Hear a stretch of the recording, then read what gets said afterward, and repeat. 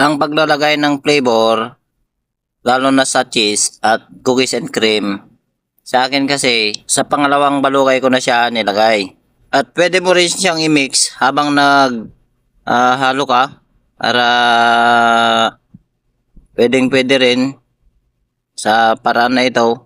Sa akin kasi para mamalasahan nila yung flavor na inilagay natin at balukayin natin dito sa gilid niya para yung mga matigas at malambot at mapunta sa loob at saka yung mga malambot ilalagay natin dito sa gilid-gilid.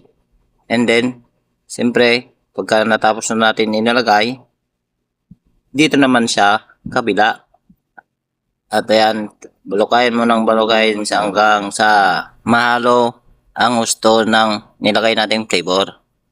At ayun, nilagay natin din sa gilid yung mga malambot para titigas ito. At para madali tayong matapos. Pagkatapos kong naglagay ng flavor, tinakpan ko na siya. At maglalagay na tayo ng asin, yung katamtaman lang para hindi masyadong matigas ang ice cream natin. Please follow, like, and comment. Pa-share na rin para mapanood yung mga gustong manood ng ganito at matuto. Salamat!